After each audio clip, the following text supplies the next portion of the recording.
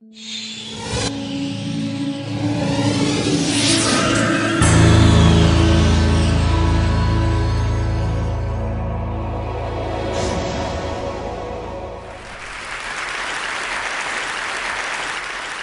today I'm going to talk to you about the rise of collaborative consumption. I'm going to explain what it is and try and convince you in just 15 minutes that this isn't a flimsy idea or a short-term trend, but a powerful cultural and economic force reinventing not just what we consume, but how we consume. Now I'm going to start with a deceptively simple example. Hands up, how many of you have books, CDs, DVDs or videos lying around your house that you probably won't use again, but you can't quite bring yourself to throw away? Can't see all the hands, but it looks like all of you, right? On our shelves at home, we have a box set of the DVD series 24, season 6 to be precise. I think it was bought for us around 3 years ago for a Christmas present. Now, my husband Chris and I love this show. But let's face it, when you've watched it once, maybe or twice, you don't really want to watch it again because you know how Jack Bauer's going to defeat the terrorists. So there it sits on our shelves, obsolete to us, but with immediate latent value to someone else. Now before we go on, I have a confession to make. I lived in New York for 10 years, and I am a big fan of Sex and the City. Now I'd love to watch the first movie again as sort of a warm-up to the sequel coming out next week. So how easily could I swap our unwanted copy of 24 for a wanted copy of Sex and the City? Now you may have noticed there's a new sector emerging called swap trading. Now the easiest analogy for swap trading is like an online dating service for all your unwanted media. What it does is use the internet to create an infinite marketplace to match person A's haves with person C's wants, whatever they may be. The other week, I went on one of these sites, appropriately called Swaptree, and there were over 59,300 items that I could instantly swap for my copy of 24. Lo and behold, there in Resda, California was Rondaron, who wanted to swap his or her like-new copy of Sex and the City for my copy of 24. So in other words, what's happening here is that Swaptree solves my carrying company's sugar rush problem, a problem the economists call the coincidence of wants, in approximately 60 seconds. What's even more amazing is that it will print out a postage label on the spot because it knows the weight of the item. Now there are layers of technical wonder behind such sites such as Swaptree, but that's not my interest, and nor is swap trading per se. My passion, and what I've spent the last few years dedicated to researching, are the collaborative behaviors and trust mechanics inherent in these systems.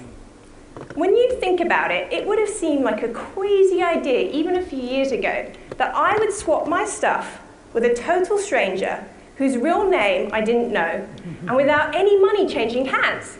Yet 99% of trades on Swaptree happen successfully, and the 1% that receive a negative rating is for relatively minor reasons like the item didn't arrive on time. So what's happening here? An extremely powerful dynamic that has huge commercial and cultural implications is at play. Namely, that technology is enabling trust between strangers. We now live in a global village where we can mimic the ties that used to happen face to face, but on a scale and in ways that have never been possible before. So what's actually happening is that social networks and real-time technologies are taking us back. We're bartering, trading, swapping, sharing, but they're being reinvented into dynamic and appealing forms. What I find fascinating is that we've actually wired our world to share, whether that's our neighborhood, our school, our office, or our Facebook network, and that's creating an economy of what's mine is yours. From the mighty ePay, the grandfather of exchange marketplaces, to car-sharing companies such as GoGet, where you pay a monthly fee to rent cars by the hour, to social lending platforms such as Zopa, that will take anyone in this audience with $100 to lend and match them with a borrower anywhere in the world. We're sharing and collaborating again in ways that I believe are more hip than hippie. I call this groundswell collaborative consumption. Now, before I dig into the different systems of collaborative consumption, I'd like to try and answer the question that every author rightfully gets asked, which is, where did this idea come from? Now, I'd like to say I woke up one morning and said, I'm going to write about collaborative consumption. But actually, it was a complicated web of seemingly disconnected ideas. Over the next minute, you're going to see a bit like a conceptual fireworks display of all the dots that went on in my head. The first thing I began to notice, how many big concepts were emerging, from the wisdom of crowds to smart mobs, around how ridiculously easy it is to form groups for a purpose. And linked to this crowd mania were examples all around the world, from the election of a president to the infamous Wikipedia and everything in between, on what the power of numbers could achieve. Now, you know when you learn a new word and then you start to see that word everywhere? That's what happened to me when I noticed that we are moving from passive consumers to creators to highly enabled collaborators. What's happening is the internet is removing the middleman so that anyone from a t-shirt designer to a knitter can make a living selling peer-to-peer. And the ubiquitous force of this peer-to-peer revolution means that sharing is happening at phenomenal rates. I mean, it's amazing to think that in every single minute of this speech, 25 hours of YouTube video will be loaded. Now, what I find fascinating about these examples is how they're actually tapping in to our primate instincts. I mean, we're monkeys, and we're born and bred to share and cooperate.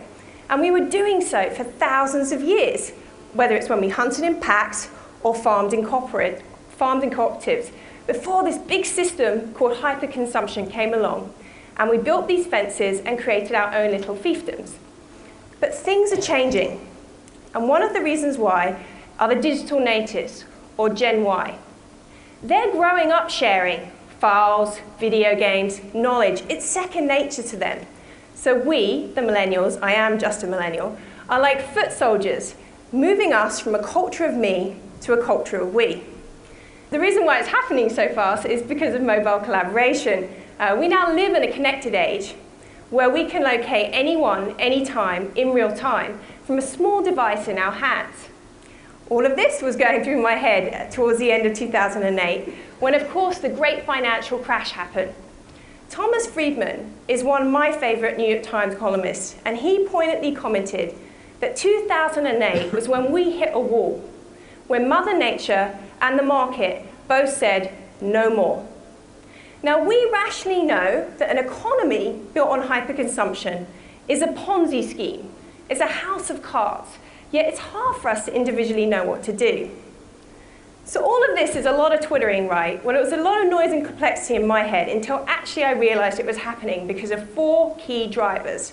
1, a renewed belief in the importance of community and a very redefinition of what friend and neighbor really means.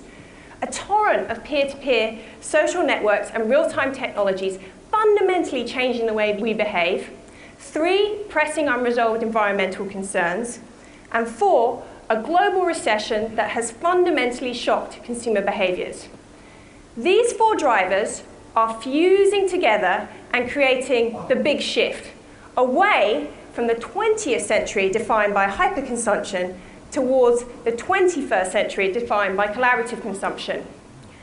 I genuinely believe we're at an inflection point where the sharing behaviors through sites such as Flickr and Twitter that are becoming second nature online are being applied to offline areas of our everyday lives. From morning commutes, the way fashion is designed, to the way we grow food, we are consuming and collaborating once again. So, my co-author Rue Rogers and I have actually gathered thousands of examples from all around the world of collaborative consumption. And although they vary enormously in scale, maturity, and purpose, when we dived into them, we realized that they could actually be organized into 3 clear systems. The first is redistribution markets. Redistribution markets, just like Swaptree, is when you take a used or pre-owned item and move it from where it's not needed to somewhere or somewhere where it is. They're increasingly thought of as the 5th R, reduce, reuse, recycle, repair, and redistribute, because they stretch the life cycle of a product and thereby reduce waste. The second is collaborative lifestyles. This is the sharing and resources of things like money, skills, and time. I bet in a couple of years that phrases like co-working and couch surfing and time banks are going to become a part of everyday vernacular. One of my favorite examples of collaborative lifestyles is called Landshare. It's a scheme in the UK that matches Mr. Jones with some spare space in his back garden with Mrs. Smith, a would-be grower. Together they grow their own food. It's one of those ideas that's so simple yet brilliant, you wonder why it's never been done before. Now, the third system is product service systems. This is where you pay for the benefit of a product, what it does for you, without needing to own the product outright. This idea is particularly powerful for things that have high idling capacity. And that can be anything from baby goods to fashions to, how many of you have a power drill? Own a power drill, right. That power drill will be used around 12 to 13 minutes in its entire lifetime. It's kind of ridiculous, right? Because what you need is the hole, not the drill. So, why don't you rent the drill? Or even better, rent out your own drill to other people and make some money from it. These three systems are coming together, allowing people to share resources without sacrificing their lifestyles or their cherished personal freedoms. I'm not asking people to share nicely in the sandpit. So, I want to just give you an example of how powerful collaborative consumption can be to change behaviors. The average car costs $8,000 a year to run, yet that car sits idle for 23 hours a day. So when you consider these two facts, it starts to make a little less sense that we have to own one outright. So this is where car-sharing companies such as Zipcar and GoGet come in. In 2009, Zipcar took 250 participants from across 13 cities, and they're all self-confessed car addicts and car-sharing rookies, and got them to surrender their keys for a month. Instead, these people had to walk, bike, take the train, or other forms of public transport. They could only use their Zipcar membership when absolutely necessary. The results of this challenge after just 1 month were staggering. It's amazing that 413 pounds were lost just from the extra exercise. But my favorite statistic is that 100 out of the 250 participants did not want their keys back. In other words, the car addicts had lost their urge to own. Now, product service systems have been around for years. Just think of libraries and laundrettes. But I think they're entering a new age because technology makes sharing frictionless and fun. There's a great quote that was written in the New York Times that said, sharing is to ownership what the iPod is to the 8-track, what solar power is to the coal mine. I believe also our generation, our relationship to satisfying what we want is far less tangible than any other previous generation. I don't want the DVD, I want the movie it carries. I don't want a clunky answering machine, I want the message it saves. I don't want a CD, I want the music it plays. In other words, I don't want stuff, I want the needs or experiences it fulfills. This is fueling a massive shift from where usage trumps possessions, or as Kevin Kelly, the editor of Wired magazine, puts it, where access is better than ownership.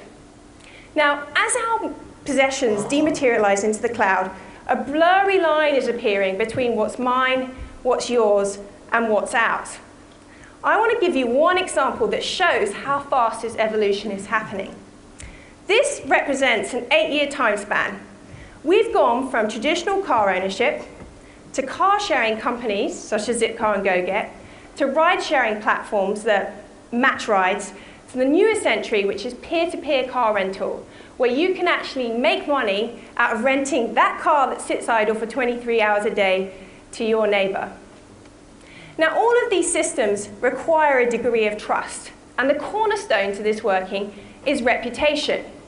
Now, in the old consumer system, our reputation didn't matter so much because our credit history was far more important than any kind of peer-to-peer review. But now with the web, we leave a trail.